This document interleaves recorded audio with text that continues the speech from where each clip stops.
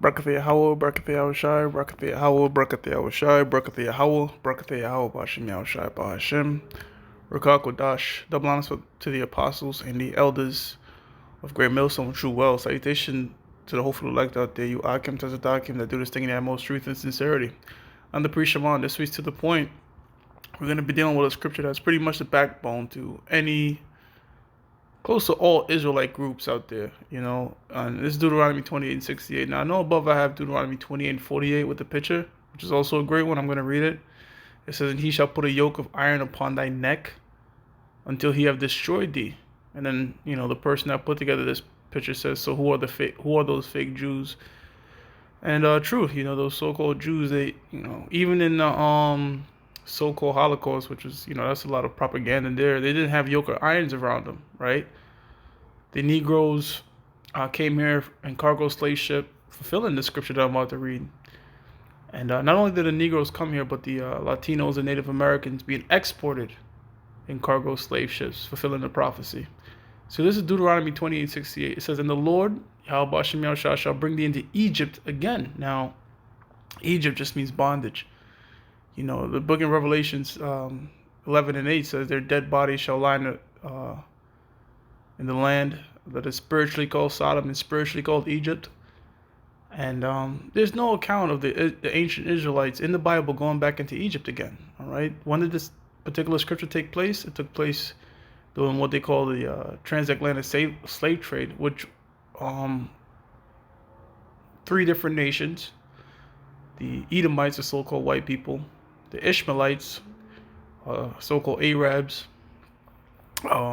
Arabs just means mixture, so it's a mixture of Elam, Ishmael, but and you also have the Africans, or the true Africans, which just because we're dark skinned and bear resemblance to Africans, I don't mean that we're Africans. But these three nations, as it was prophesied in the book of Joel, Grecians, Zidon, Tyrian, and roughly paraphrasing that they was gonna take us over here.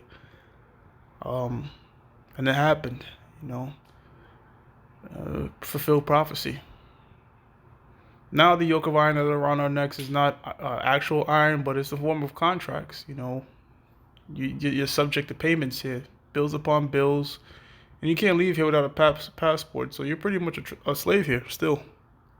You just, as one brother said, the modern day whip is the alarm clock. To tell you to get your ass to work. It says, and the Lord shall bring thee into Egypt again with ships. And you don't need ships to get from Israel to Egypt. We walked into Egypt, So that right there is letting you know that the ships that it's talking about was when we came over here in cargo slave ships from, Western Africa. We had to flee into Western Africa during the time of 70 AD.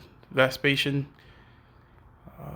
seized Jerusalem, and to flee for freedom and not be persecuted, we fled into parts of Western Africa and different parts of the world. But, the bulk of us came out of Western Africa. That's how come we will say, look, a lot of the Nigerians and a lot of people of Western Africa are Israelites. And you can see the difference between like a Nigerian and a Northern African, this Nigerian, they could dance and more spirit. And they're known for scamming, finessing people. That's the one thing Jake is big on.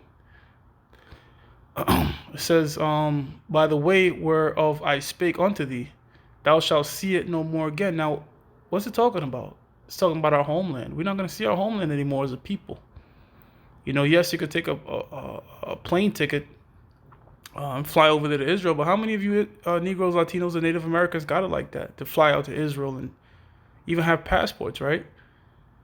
So we don't see our homeland anymore. We're scattered in different parts of lands that we think is our homeland, but our true homeland is over there in the land of Israel.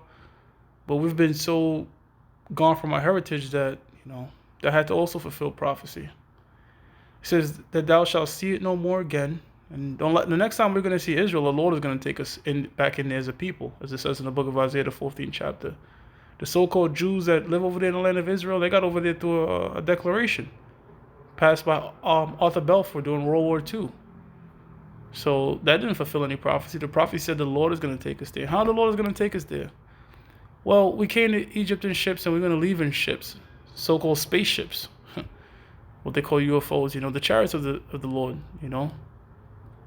Oh man, we came in ships, we're gonna leave in ships. I like that title.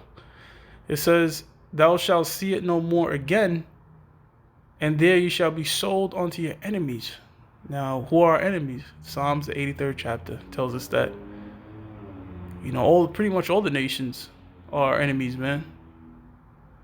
But we were sold onto the so-called white man on Water Street, what today is now modern day Wall Street.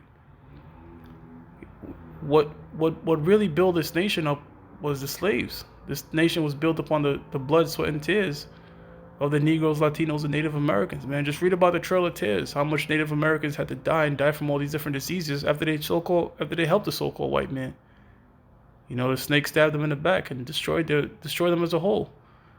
And if you go on any reservation, it's no different than the projects. People are just suffering. It says, "Thou shalt see it no more again. They shall be sold unto your enemies for bondmen and bondwomen, and no man shall buy you." So we know that buy right there is not talking about buying like how you go to grocery store and buy something. It means to redeem us, because it just said we were going to be sold. So of course we're going to be sold on auction blocks, but it says no man shall buy you. So nobody's going to redeem us from this predicament that we're in. Look, voting is not going to solve anything. That's a farce. The so-called white man tells our people, "Oh, vote to make change," or get out this old white Edomite to put another old white Edomite in. That's your problem. They'll fix your problems. Get an African in there. He's going to fix your problems. None of that shit's going to fix your problems, man. What's going to fix our problems is when the Lord come back to redeem us. All right, so that was a quick to the point. Deuteronomy 28:68, the backbone of prophecy, man. This scripture right here proves that we're the Israelites, man. The scriptures also said that, the spirit itself bear witness. And what's the spirit? The spirit is prophecy. And this right here, this is a scripture, Deuteronomy 28:68, that fit our people, the Negroes, the Latinos, the Native Americans, whether you were imported here or exported in cargo slave ships. You fit this, man. You are the people of the Most High. And it's up to the Most High will if you're going to wake up to that information.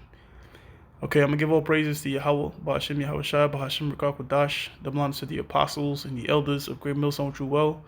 And salutations to the hopeful elect out there. You Akim, this is the Akim, to do this thing in the utmost truth and sincerity. Shalom.